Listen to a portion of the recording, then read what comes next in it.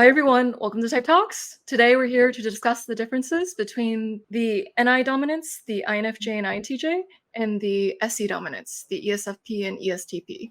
And so let's get rolling. I told Michael about this panel last minute because we needed to fill in the ESFP role. There was something that came up, and so in true adaptable fashion, he's like, "It's my day off. Why not? Let's do it." And so yeah, let's have a little introduction from everyone to get started. So, Michael, feel free to take it away. So I'm Michael, and yep, like Joyce said, ESFP. She actually typed me, I don't know how many months ago it was, at least 3 or more months ago.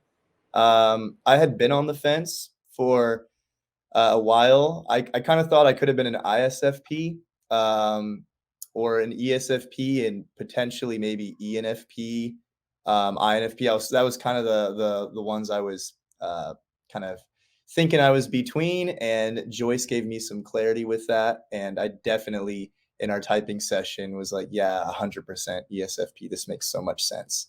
And yeah, I'm a musician. I make music. I've got some albums out. I love all of that. I love adventure. I love to ride. I have a motorcycle. Love to ride that. Anything with adventure and just kind of like in the physical realm, all about that. So yeah, it's kind of a little bit of me in a nutshell. Michael has also done type clarification with a few other practitioners, and they all arrive at ESFP too. I'm glad that that type fits and you feel like it's home. Yes, he is a very adventurous soul with a very kind heart. So Well, let's thank bring you. it over to Taylor. My name's Taylor. I'm a returning veteran of Joyce Mang's channel, and it's good to be back. I've got a channel. It's called FlowState, and that is mostly what I do. I also work in construction. Let's see, got a daughter, 2 cats, girlfriend, and like to tinker with vehicles, I suppose. Yeah, the commonality between you and Michael loving vehicles and also being caught up on the newest trends of Yeah. things. And 2 cats. I got 2 cats too. Do you really? Yeah, I had 6 kittens. I had 1 cat I took in. She had 6 kittens that I didn't know she was pregnant, and I gave the rest away to people, and I've got 1 of them now, so 2 cats. My daughter's mom is an ESFP, and she got her a kitten for Christmas one year. But our daughter lives with me, so Okay. you know, what am I going to do? Then I got a cat, and that has just started the descent into a pet ownership. That's right. Once you do that, you never go back. Nope. Yeah, they're like family members. All right, and Chris? Hey everyone, I'm Chris. I run the YouTube channel Chris G, AsuraPsych. You may have heard of either of those. I'm also a returning guest here on the channel. I've done a few of these panels. I am a psychology graduate student, and I work in clinical psychology research. Yeah, impressive. And so I'll have everyone's links below. And hi, my name is Joyce. I'm a certified MBTI master practitioner, and I facilitate the instrument and workshops. I also do coaching sessions, and I help people with finding their best fit type. And so today we will be exploring the differences between these types. And the first thing that Taylor asked me is, are we going to be fighting each other? I forgot about that. That kind of says something about ESTPs already. So always ready for competition, one-upping the other person.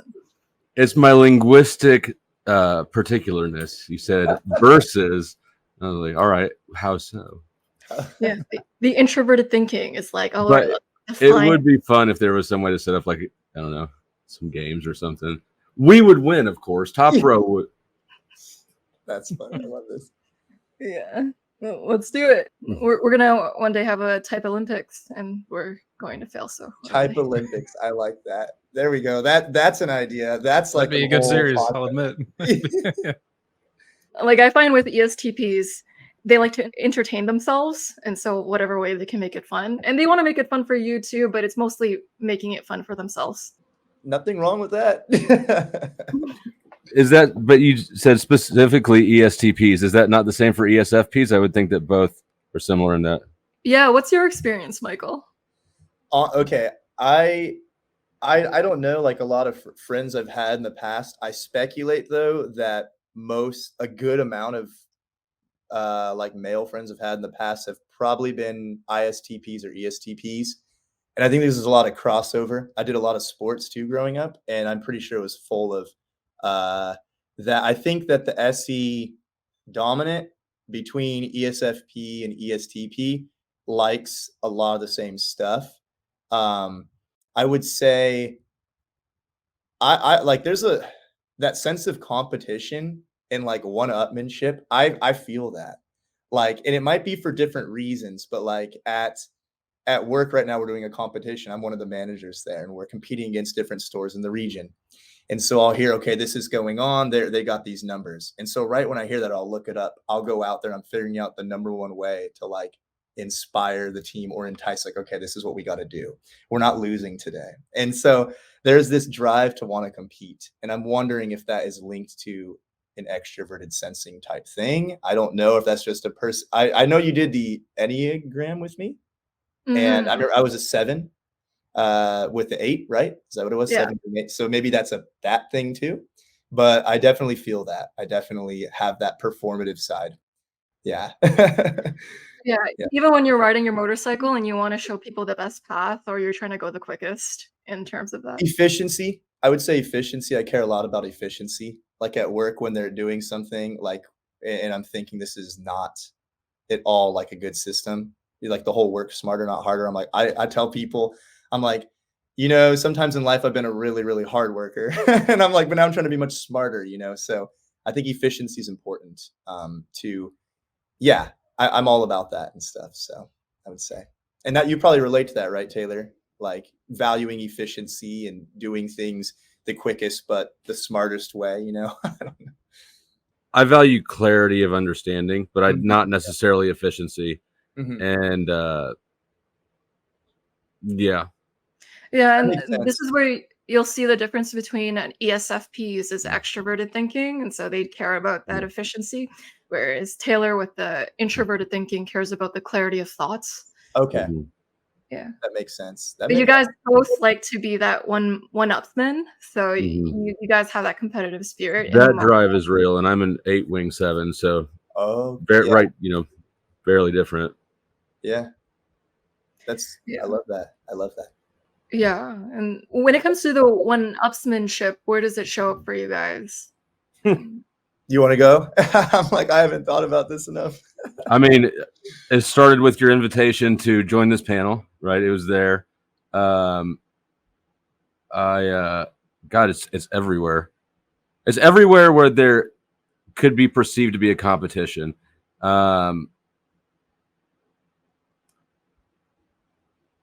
Yeah, I don't know. Yeah, you can see the extroverted sensing because he gives the most immediate example, and then it's just later it's like blur. Well, I was trying to reach for examples because I was just sort of walking back through my day, and they pop right up, but none of them would make sense without some backstory. And I don't feel like dragging everyone through kind of arbitrary nonsense. That makes sense. But yeah, everything. And Michael, with you, it's even when you're having fun with friends, you'll feel kind of competitive out in outdoors adventures. I just have that. I have a sense to excel or a sense to want to try to win, but I have parameters. If that's at the expense of making someone else, it's like making the vibe miserable or off, or it's gonna ruin like relationship. I'm like, it's not worth it anymore. Because more than that, I probably value connectivity. I value feeling, kind of at one with the people or the environment around me. And if it's now ruining that atmosphere, and it's like it's miserable to be around you now, it's like then I don't want that. I'd be like, it's cool, like it's not worth it then. So, but yeah, I would say inwardly I have that inside. Like our store, I'm like, there's no way we're gonna like lose this competition, and we're winning right now. And we're winning in a good bit because every day if I'm out there, I'm chatting, hey, this is what we're trying to get to, but let's have fun in the process of getting there. And so I'm trying to think of creative ways to like make that happen without feeling like a drill sergeant. Cause like, I know that wouldn't work and it's not how I'd want to be. So. Yeah. Was your family competitive when you were growing up? Just out of curiosity. Actually, no, like not at all. And so I've just always kind of been this way. Yeah. Yeah. And you'll see the SP temperament with the ESTP and ESFP, they want to have fun while they're doing it. If Yeah. it's at the expense of fun and they don't get to have that, they're like, no, it's not worth it anymore. Yeah, to me, it doesn't feel worth it. No. Yeah, that's Mhm. right. I relate a lot. And so our dominant and inferior functions, the compare and contrast. I'm wondering, what are some of the differences you all see between the SE and the NI being swapped in dominant and inferior position? I suppose this is more of an observation on having an inferior NI than on the swap directly. But something that I noticed distinctly is that, well, I suppose it is swap. I feel perfectly comfortable in a leadership role, doing the TE stuff if I got to, being abrasive if I got to, managing people. I just don't really know where to go, right? Like I don't know what the destination is unless someone helps me find one, I suppose. And it seems like NI DOMs know exactly where the destination is. They just kind of sit on it sometimes. So, yeah. When you lead with introverted intuition, it's starting with the end in mind. So that's the intention. So I find NI dominance, so INTJs and INFJs, to be highly intentional. And so everything has a purpose and everything is done for a reason. It's all cohesive. and do you follow if you have it like a big NI, trajectory?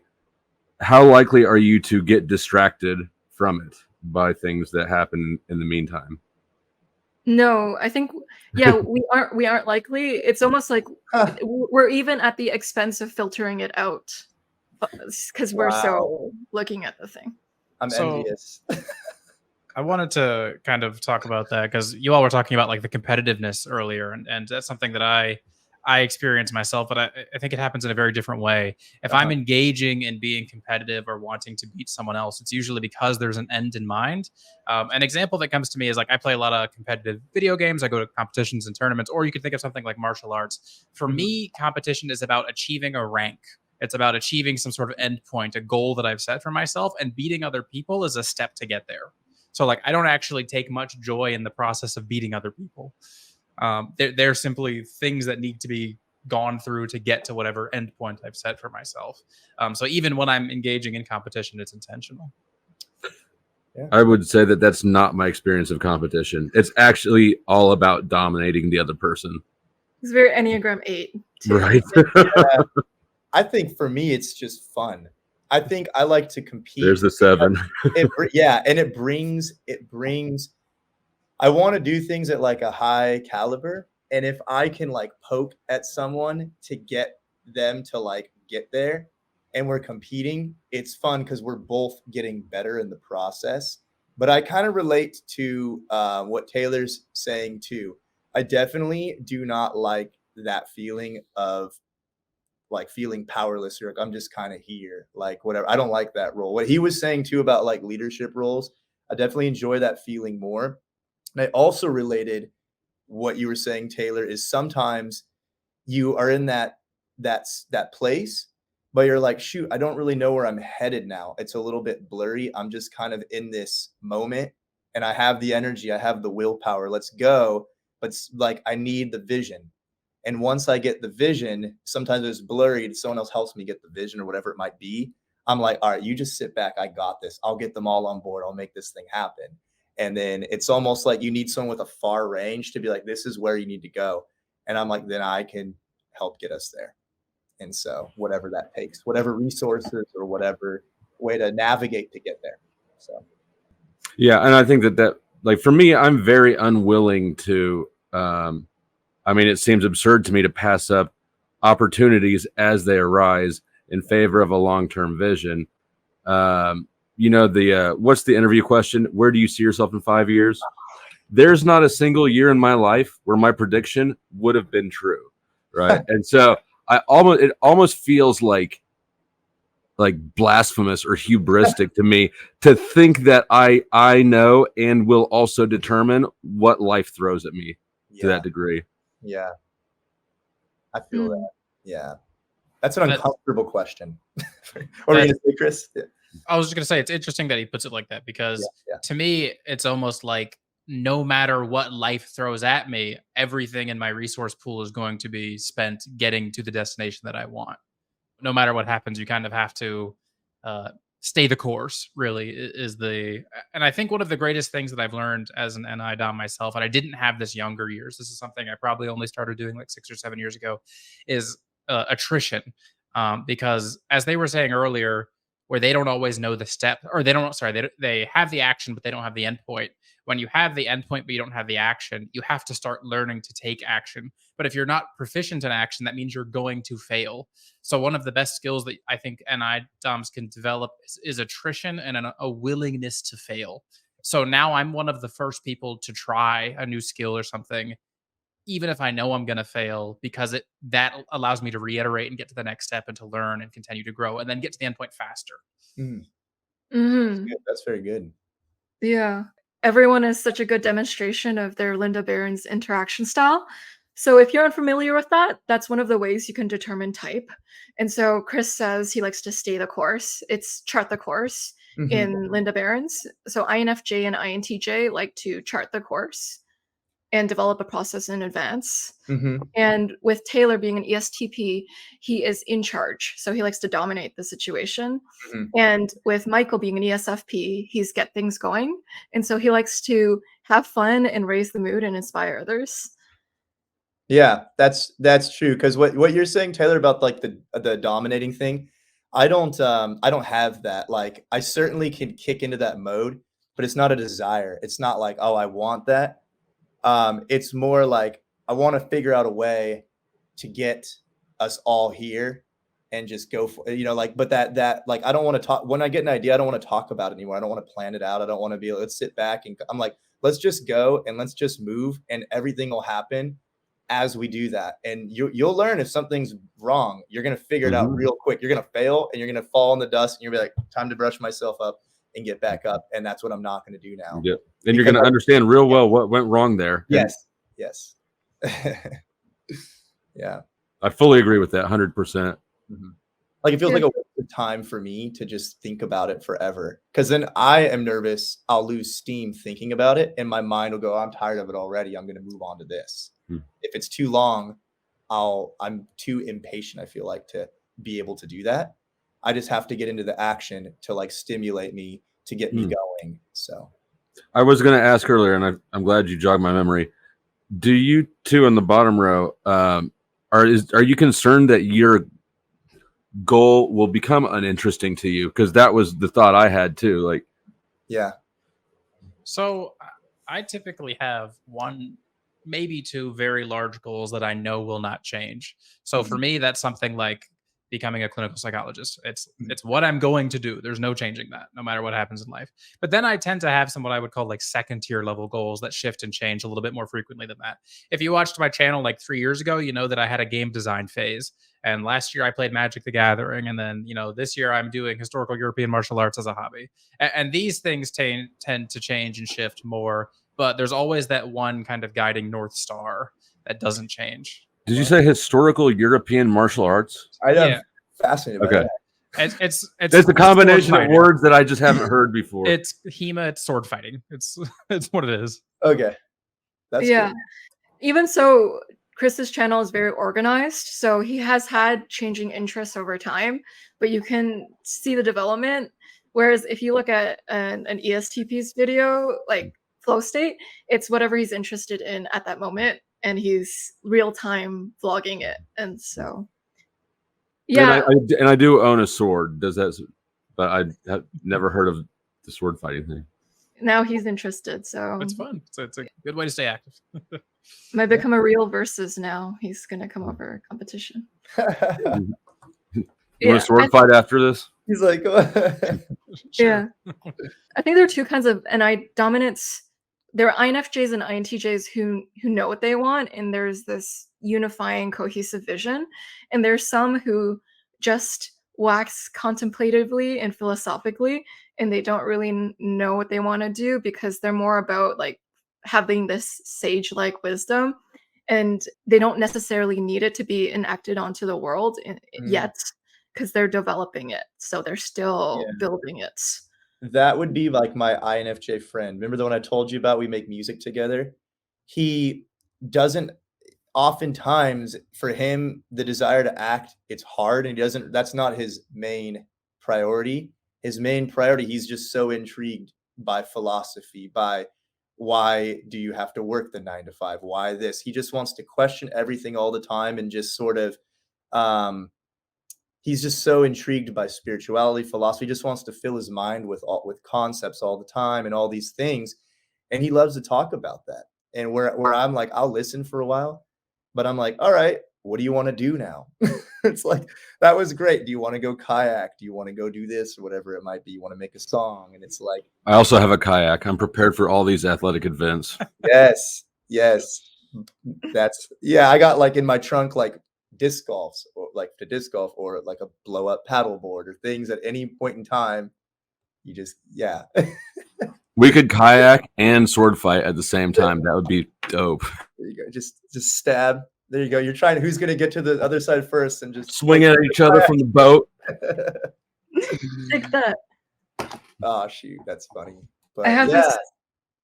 Oh, no, I'm just saying. Yeah, that makes sense about what you said about the NIs. How there's 2 types. So yeah, I have this running theory that SC DOMs hang out with SE DOMs. So like SP types, ESFPs, ESTPs, they're into being active, and so they oftentimes find each other rock climbing or kayaking or something.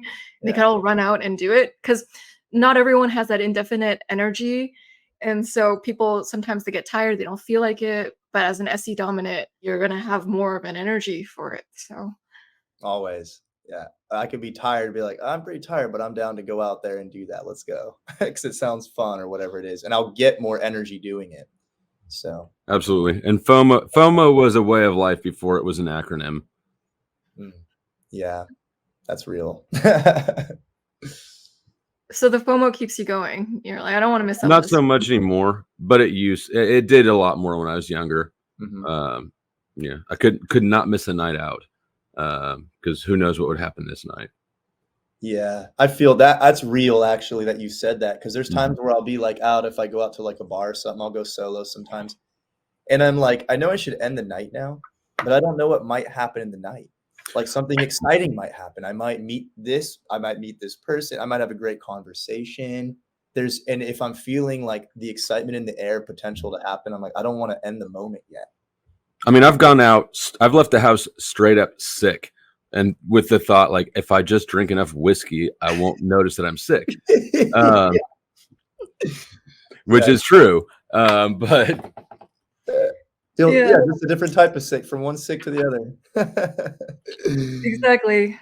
That's tomorrow Taylor's problem. This is the low NI shit. The future doesn't exist. If I take too many uppers, then I'm going to take some downers so that it evens out. And I'm like, wow, SE dominant, that's a lot of drugs. Somewhere in there, there's an equilibrium, and you two can achieve it with the right combination. There's the sweet spot. Exactly. It was really poignant when you said, who knows what's going to happen? That's really exciting to you. That gives you energy. You're like, what if I meet this new person or this thing happens? And you want things to not go according to plan. Yes. Oh, yeah. Yes. Improvise is fun. Yeah. Who knows what's going to happen is like an anxiety-inducing phrase for me. Like that's what my INFJ friend says all the time. He does not like. He goes, "I want to know. Like I get anxiety," and I'm like, "Not me." But it's so rare for me to actually feel like I don't know what's going to happen, because I typically organize my way in such a life that I always feel in control. That would make sense. Yeah. I don't live that way. And I'm sure Taylor, you relate, you don't. I don't live that way at all. Throw caution to the wind. And actually the older I get, the less sort of predictable my lifestyle has become, which is kind of the opposite of what you'd expect. I don't know. I'm not saying it's a good thing. The jury's still out on that, but I can say that I am much happier. I haven't had a regular W-2 job in what year is it?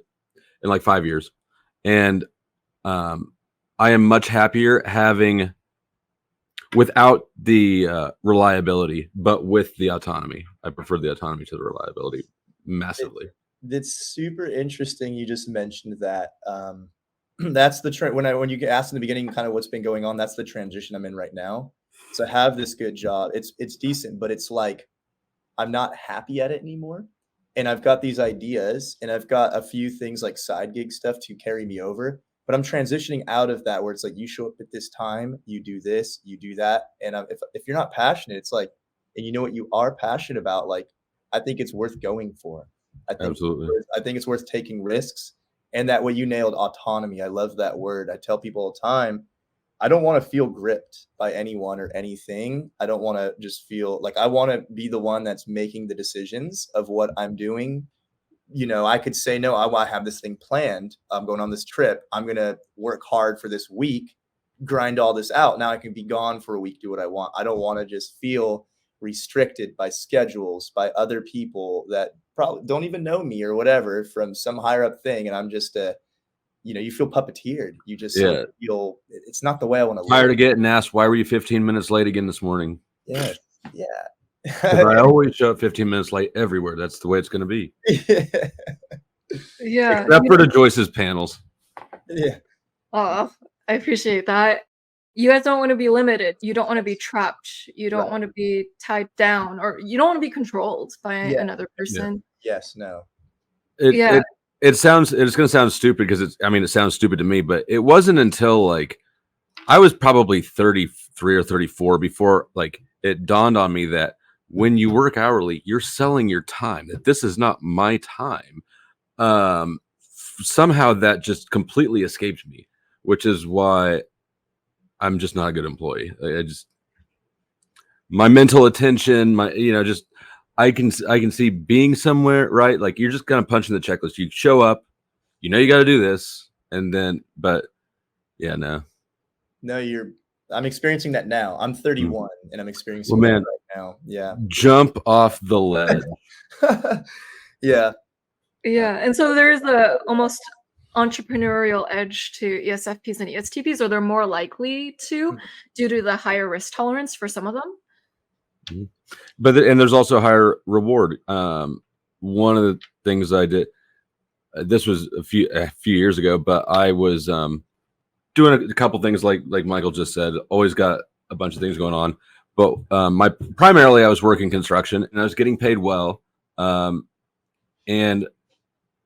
under the table. And I realized that I had made more money one day when I wasn't working construction. I had made more money in 2 hours pressure washing rich people's trash cans for myself than I would an entire day on a job site working for someone else, and getting paid under the table. And that was kind of an eye opener. Mm-hmm. That's great. I love that. Yeah, I mean, to be honest, I made the same jump like 5 years ago, so I completely understand.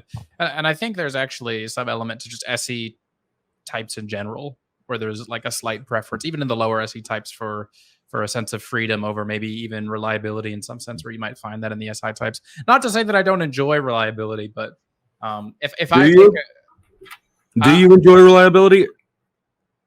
I think it's a nice option to have, but it's not something that I want to rely on, if that makes sense. Like I want to have options outside of the reliability in case something goes wrong. If you had an ISTJ working the same job for 20 years and then they got fired, it would probably be like world shattering for them, right? But for me, if that same thing were to happen to me, I'd be like, oh, I've got like 4 other plans ready. Like, I've got a backup. It's not going to stop me from getting work to where I need to go. So yeah. Yeah, I can see how we're all entrepreneurs here, so it provides quite an interesting angle. I think as NI users, we don't want reliability at the expense of stagnancy. Or I might have said that wrong. So my point was, we don't want stagnancy. So if the reliability causes stagnancy, then we don't want it.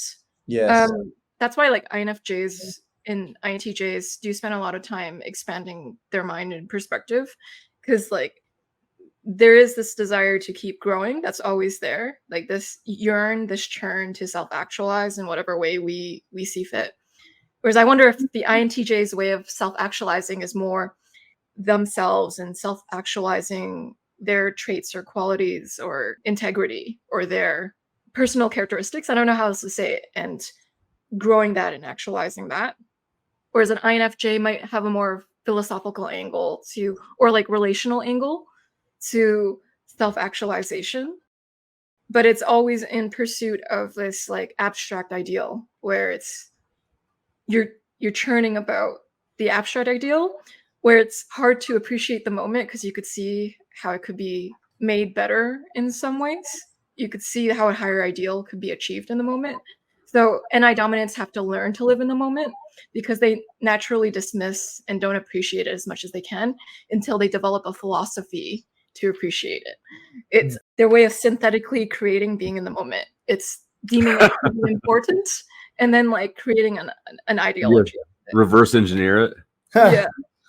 Yeah, one of the first things I did when I moved to go to graduate school was I told myself, if like my teachers or my classmates ask me to go out to do something that doesn't initially sound fun, I'm going to say yes. But that was like an ideal that I had to set for myself, because I would have absolutely said no, being like, oh, that's not going to be fun, or it's a waste of time, or it's this and that. And every single time that's come up, it's been a good thing that I went. And do you still do it? Yeah. Oh yeah. And there's still times where I don't want to, where I'm gonna, like 3 days before, I'm like, oh man, this is gonna suck. And then I get there and I'm like, this isn't so bad. Or I make a meaningful connection with a professor, or I start a collaborative project with a classmate.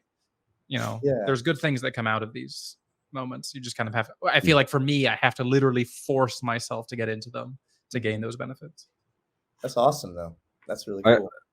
When I was a banker in a previous life, I forced myself for a while to. On Mondays, I would ask people about their weekends, and I would mean it and listen to them, because I had another one of those light bulb moments where I realized that this is more than just like a hallway passing hello for some people, right? Like they're actually asking and they actually want to engage about the weekend. Mm-hmm. And it was amazing how well people responded to that. They loved it. It was bad for me the whole time, but they loved it. Yeah, like those moments we have when we realize that we want to adjust the way that we think of something, we have a little bit of a paradigm shift that changes our actions in some way. I find with NI, there is something that shifts and an action is changed, because it's like a life-changing realization that changes like a principle that you find important, and then you can't help but want to align yourself with it. Whereas like with NE, it's more of it comes and goes, and their ideas are like farts that like just pass. that was explained by an NE user. I'm not trying to be mean to you guys. You guys started it. No, it's a great analogy. I think they would appreciate it. Yeah, NI is very grounding in the sense that it is almost like changing the anchoring of your mind so that in the moment you react differently from that moment. You said a little bit ago that INFJs like reliability, but not if it means stagnation or something. Yeah. I view reliability as stagnation. I think they're the same thing. Do you think that the two are separate? Yeah, I guess it would depend on your definition of it. So if you think of reliability in the form of having a job for 30 years, like concrete security and doing the same thing, like people associate reliability with routine. And for some people, that can be the case. What I find to be at the core of reliability is something that you can depend upon.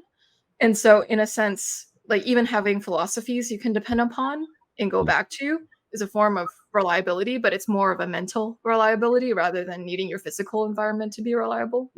Sure. That makes sense.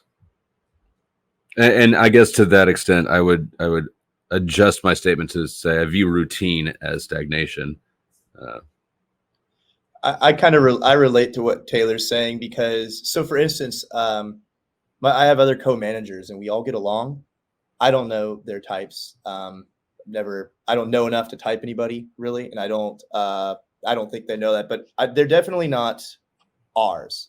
any of ours. They're not N's probably, and they're probably SJ, right? That's one, right? SJ. They're probably that, because even just I was talking to one recently, and he was like, what I really like about this job, how there's if we work hard, this and that, we can keep moving up.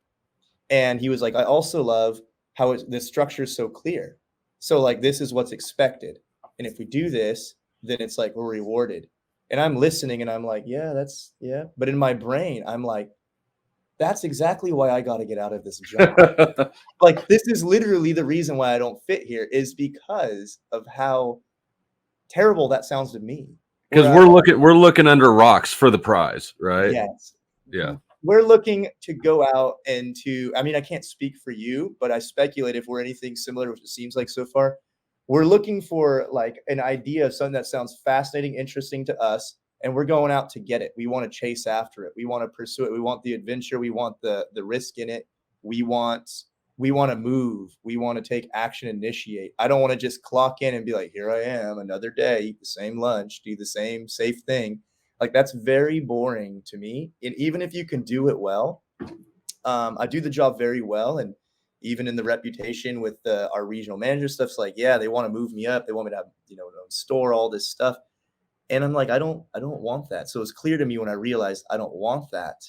It's time then to move on. And it's time to take the same energy, but channel it. Kind of what Taylor was saying, instead of working hourly for someone else, channel it. And instead of giving my energy to something I'm not passionate about, figure out a way to create what I want and, basically be the one creating the ceiling for myself all the time. And yeah, so I had that epiphany probably only about a month ago. So I was like, I need to make a change. And it's now or never, because it's always now or never, right, Taylor? It's always now or never. Yeah. It's not 2 years down the line. I'll do it. It's now or it's not happening. Right. Yeah. Good. Yeah. And Michael, you never want to sell your soul too. Like, you talk about how important it is to stay true to yourself. Oh yeah. I could be in a room of like a lot of high up people. Like, let's say I was in a panel of like, all these people are so important. You need to please remember this and that. And if there was something said and I don't agree, I'd be the one person in the room like, yeah, I don't agree with that. Sorry. It's like, oh, you're going to be, that's not going to go in your favor. I'm like, I don't care. I really don't, because I have enough faith and confidence that if I stay true to myself, then things will align with that, the right things. And anything that you don't want or you don't need, well, it's like, that was it was helpful. It kind of made its way out of your life. And so, and I think if you sell that out, if you agree to something that you're not down with, yeah, that's also going to bite you in the ass. I believe. Yeah. Yeah. And you might not know it. It might come later. Like, I was feeling agitated. I didn't know why. I was starting to feel it in my gut. And I'm like, what is this? And I think it's what you said. I was selling myself all the time to something that I'm like, I'm actually not really behind this anymore. I want something different. And so I wanted to kind of talk, because you were talking about the reliability there. And for me, I think that, and this might be different for INFJs because it might be a TE thing as well. But for me, reliability is great as long as it's functional to the end point. And imagine you have like a starting point and an end point. To me, if I could reliably draw a straight line from that start to the end and then do that same one thing to get there as quickly as possible without having to change anything, that's fantastic. But if that route then changes and starts to swerve and curve, and now it's going to take me longer, if I don't change, then I'm going to throw the reliability out the window and go for something that's going to change that route and, get to that end point faster.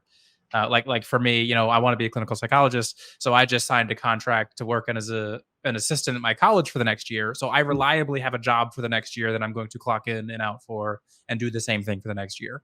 And that's going to get me to my goal faster. And that's exactly what I want. And a clinical psychologist is like, lay down on the couch and tell me about your childhood. Yeah, at the highest level. It's higher than a therapist, but yeah. Right. Okay.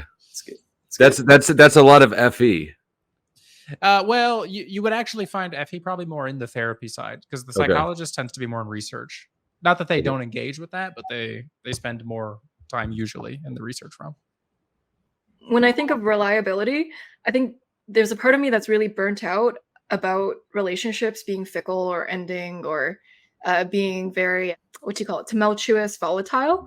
So there is after that a desire for like relational reliability, wanting relationships that reciprocate in a reliable way, or wanting to be reliable enough financially and all those things, so you don't have to think about it. So it's almost like if you master the concrete, then it's no longer an issue to you being in your head. So in some way, there is like a desire for reliability here, so I can think about anything I want inside my mind. That makes sense. Wonder what it's like in there. That's kooky. And so I have a question for everyone. Oh yeah, feel free.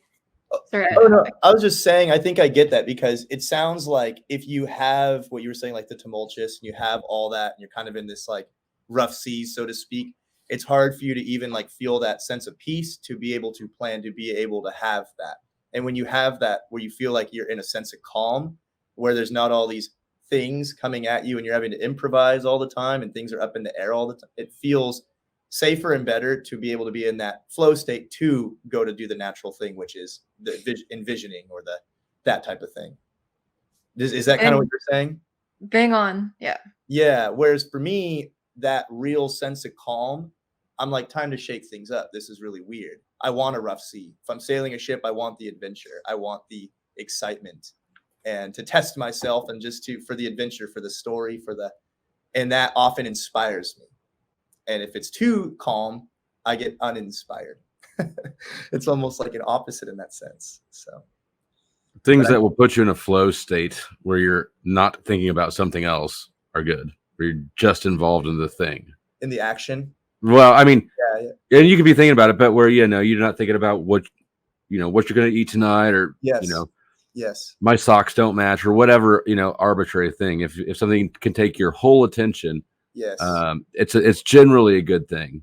Mm-hmm. Like riding the motorcycle, that is perfect example. Amazing. It's a full body. You're focused, and I just feel so calm doing that. Whereas other people be like, I feel that stress me out. I feel tense the whole time. My whole body's tense, but I haven't rode that much. And I had a girlfriend in the past, and I speculate she was an INF. She was an INF, P or J, I don't know. But that was not a calming thing for her. It was like, hold on for dear life, and I'm doing it because you like it, and I know this, but so it's like we're gonna have to figure out something different there, because this is scary. This is like, it's not engaging a flow state for you. my girlfriend's an ISFP, and she hates riding with me. Really? Because I don't know. I drive aggressively and quickly, and I'm not worried about it. And I'm probably texting on this phone and smoking a cigarette over here, and she thinks we're gonna die. So it's easy for you, living in the moment, like all the it's things. Easy. And she doesn't know how I can drive without looking at the road, but it's just because I've been doing it for 20 years. Yeah. I relate. Yeah, there are brain scans done on ESTPs and ESFPs, and they're doing a bell toss, and their brain activates as if they're in a flow state. Like it's all in sync, and they're at this frequency where it's not difficult because their brain waves are low. Whereas if you do bell toss with other types, their brain waves spike erratically because it's really tough for them, and they have to concentrate. And so it almost sounds like meditation for you guys, being in the moment, riding a motorcycle. It's fun. That's why sports are fun. That's why it's like, hey, do you want to play some soccer? It's like, yeah. You want to do this sport? Sure. You want to play tennis? Yeah. It's fun. It's engaging. It's exciting. And it is exactly meditative, I would say. Yeah. Maybe not like a competitive team sport so much as like riding or surfing, or like I was gonna say surfing. Yeah, surfing. Yeah. Or even butterfly knives. Playing with butterfly knives. Whereas contemplating the meaning of life for us is meditative, or thinking about some sort of abstract topic, essentially. But you can never know if you've gotten to the end. That's what makes it fun to think about. Mm-hmm. That's what makes it like, who's that Greek god that had to push the roll the earth up the hill or something forever? Sisyphus. Okay, there you go. Yeah, it's like, that's anxiety inducing. Yeah, I think for me, I just don't have like the mental bandwidth for that. Like I would try to do that, and then something in the immediate environment inspires me, and I'm like, oh, that looks fun, and then the whole thought leaves. that could be undiagnosed ADD for all I know. That might not even be a personality thing. Mine is diagnosed, but I'm not convinced it's a real thing. It might just be that that modern life is boring as shit for a lot of people a lot of times. And I mean, here, have some amphetamines. This will work on anybody. Yeah. You want to organize the DVD bin at Walmart? Yeah. A lot of ESFPs, the ESTPs, the ENTPs, the ENFPs have considered having ADHD, whether or not they do have it. And it's that noticing whatever's happening immediately around you, because you guys are curious explorers. You want to look for novelty. Your brains are wired to look at stimulation around you. So an EP, it's an EP thing mostly? I think so. Yeah, that makes sense. Yeah. Other types can have ADHD, but those types look like they have ADHD, all of them. If they don't, it's just energy. Our energy is channeled outward at looking at things and taking, so that makes sense. I also think it's interesting how we both have our cameras facing upwards so that nobody can see the disaster area of things that we're tinkering with around us, and you both have it pointed downwards because presumably you're more organized externally and internally than we are. He says that, and then literally I've got Milwaukee tools just like sitting there, and I'm like, I haven't found a shelf for them yet. I haven't. Dude, this thing's dope. I'm not going to tell you about it. No more. That's funny. That's a good observation. I know your tricks now. Whereas I've had INTPs on my panels, and they have toilet paper at the back, and they don't even try to hide it. It's like, why do you not even? They're like, nope. That's hilarious. I need to do what Chris does. There's smart right there. I need to put the blur filter on. Oh yeah. As soon as I discovered this thing, I never went back. This is life changing. It's the ultimate lazy, clean, messy doesn't matter. It's clean. I keep it clean. But I love that. All right, so I have a question for you all. How does the inside of your mind look like? Whoa. Yeah, I'm not answering first. I don't know. That's so there's this place in Vegas called the Sapphire Lounge. I was in Vegas a few weeks ago. Nice. So it's not normally, I don't normally think linguistically. Your question sort of reminded me of the inner monologue freak out. Everybody's freaking out because some people don't have inner monologues, and I just didn't realize that so many people were talking at themselves constantly all the time in their head. Sounds like anxiety to me, but most of my thoughts are not. I mean, it's kind of exactly what you'd think. It's like spatial. I don't know. It's not linguistic, so I can't really describe it well.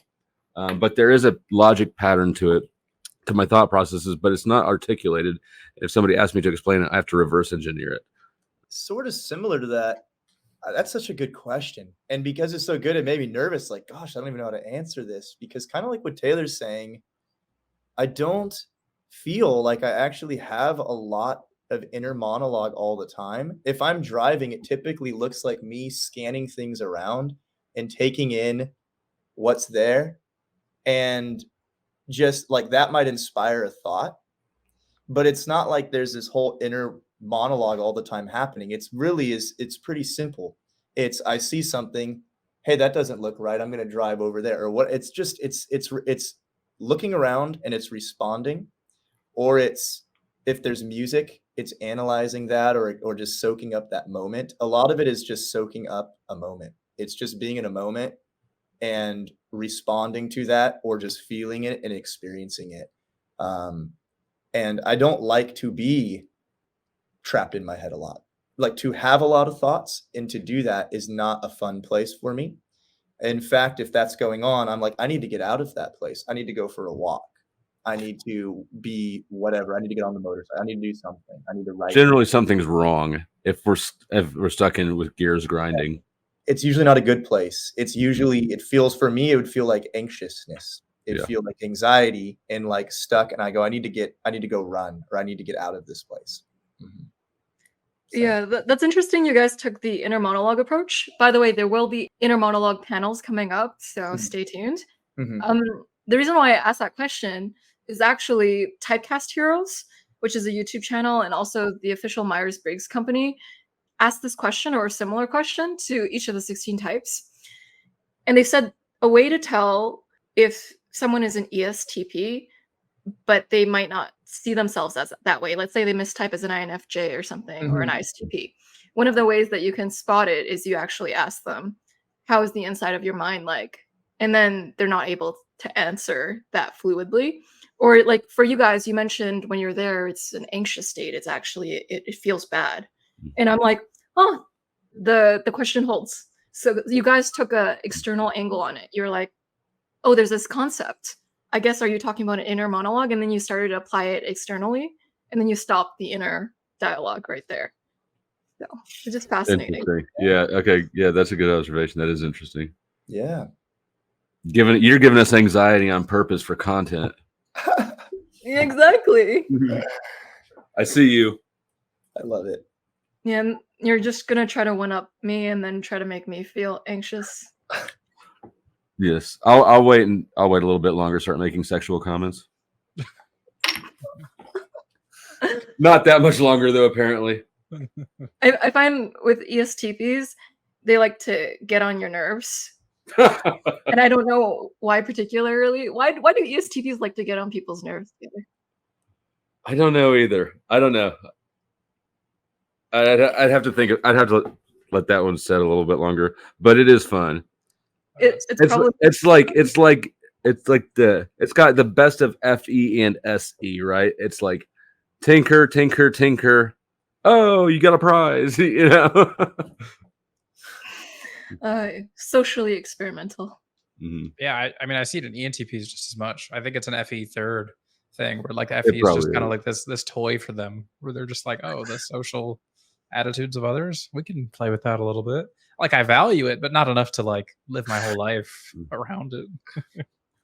Yeah, that's probably exactly it. And I don't even relate to that actually. Like, I see, it's funny. I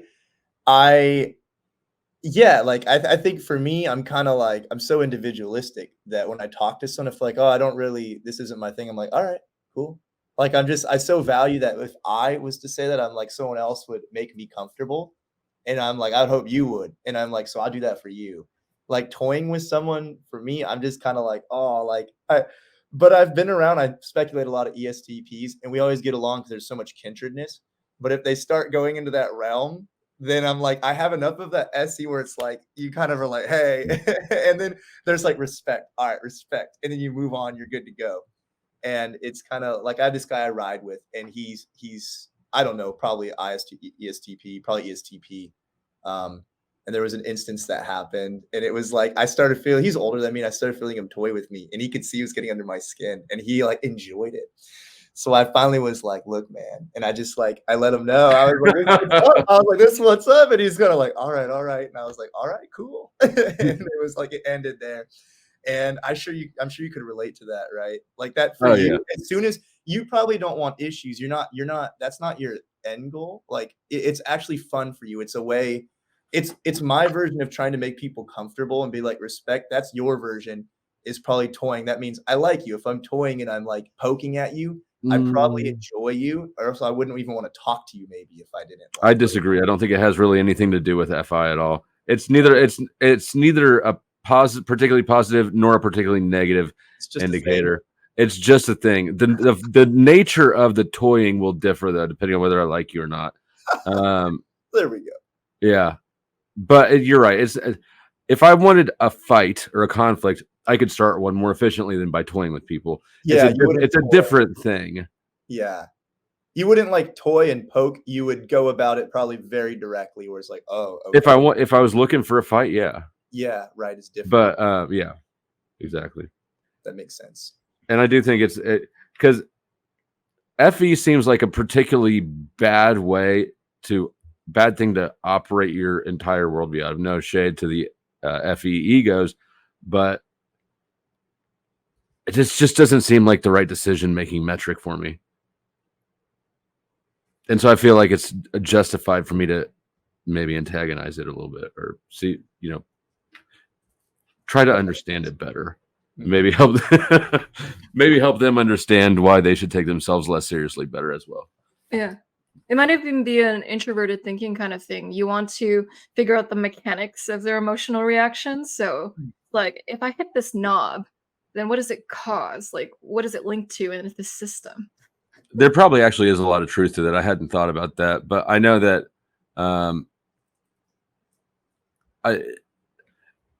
I've learned a lot about people that way. You know, it hasn't really always been natural, and so like that's why typology. The first time I found the MBTI, I was like, holy shit, this is a grid, this is a chart of how people work. This is amazing, you know. And so that probably is true. It probably is a lot of like the velociraptors on Jurassic Park. We got to test each spot on the fence. That's a great example. I love that. And so on that note, thank you everyone for coming out. And so it's clear that the ESTP and the ESFP types are very experimental. They love to have their freedom, agency, autonomy, and you guys like to have fun and go on adventures. And so one day when you're kayaking, Taylor, you might bump into Michael, and then it'll be a fun. I hope he has his sword on him at that. I hope he has. Do you all live in the same like are you house? Actually, do you? Yeah. What? The three of us all live in the same house. I'm because I know I'm in Texas, and I know you're in Canada, Joyce. Kansas City. You're in Kansas City, okay. Mm. And then what about you, Chris? I'm in Indiana. Okay, cool. The same house. Like those vastly different. Same room, actually. It's Right. It's a big room. Yeah. With the big Lebowski posters in the back. Yeah, we know whose side is whose by the color of the floor. See that you can see their floor. We got color coded, flooring. That's exactly. Yeah. I feel like Taylor likes to say things that don't make sense to see if people think things through. It's like, I'm going to see if this person actually believes what I'm saying. Like, that's funny. That probably is true. I don't actually know why I do most of the things I do. You ever say something and somebody asks if you're being sarcastic and you actually don't know if you're being sarcastic or not? Like, You're like, what? Am I? Yeah. It's like I am and I'm not. I just said whatever came up in the moment. It is. There probably is a reason, but I'd have to reverse engineer my thought process because it's not linguistic, and that might be more work than the juice might not be worth the squeeze. Exactly. And so, Michael, I appreciate you coming out on such short notice and being a good sport. And Michael, he plays such amazing music, and it really speaks to your heart. Like when he plays it, there is this emotional tone to all of it. His music has a vibe. So I'm wondering, Michael, if you would give me permission to add it at the end of the video so people can follow you after, and I'll link your music channel underneath too. Yeah. I'd love that. Mm-hmm. It is very heart touching if you listen to his stuff. 10 out of 10. You will see the FI there. So strong. Thank you. I appreciate that. Yeah. And essentially, if you notice someone at work, you notice if they're not being treated as a person, you notice people's humanity and you try to like treat them as a human being. Yeah. Like, So you see people as individuals, you respect your own individuality, and you like to have heart-to-hearts when you can too. Yeah. Respect me, I respect you. It's like that's pretty much how it works. Yeah. Yeah. It goes the opposite. You disrespect, then it's like, well, you're not getting respect back. So yeah, because you and Taylor are quick whenever someone disrespects you. You can immediately react and throw something back at them. Yeah, I can get you in trouble in life sometimes. But it's normally worth it. Yeah, it feels worth it. You're like, yeah.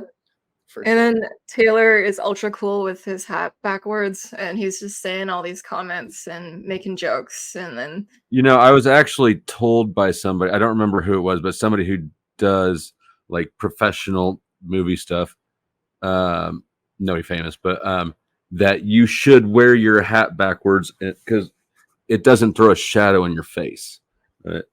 So I am cool for sure, but there's also some pragmatism there. But I mean, the earrings are pure coolness. I thought the point of a hat was to throw shade in your face, like to protect your eyes. Yeah, it turns out the audience wants to see your eyes if they're going to look at your face. Oh, for movies. Oh, yeah. Okay, that makes sense. Yeah.